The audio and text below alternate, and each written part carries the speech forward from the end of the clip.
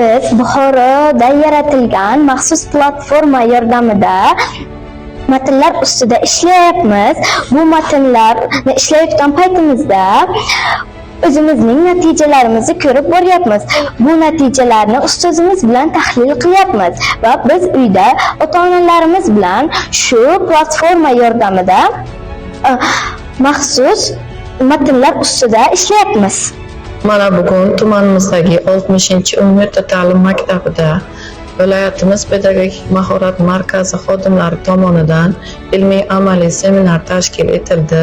Bunga tumanimizdagi 69 ta maktabdan barcha metod birlashma rahbarlari tashrif buyurishgan.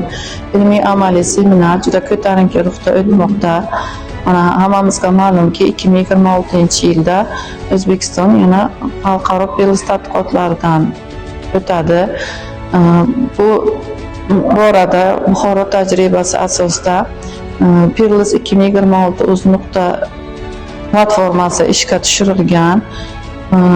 Bu amaliy seminardan maqsad ana shu platformani har bir o'qituvchilarimizga yetkazish va shu seminarga qatnashayotgan o'qituvchilarimiz borib o'zlarining maktablarida shu platformani ishlatish, uni afzalliklari haqida yanada o'qituvchilarga batafsil ma'lumot beradilar. Bu platforma o'quvchilarni o'qish savodxonligini, AKT bilan ishlash ko'nikmalarini, matnni o'qish va o'qish kabi malakalarni yanada rivojlantirishga yaqindan yordam beradi deb o'ylaymiz.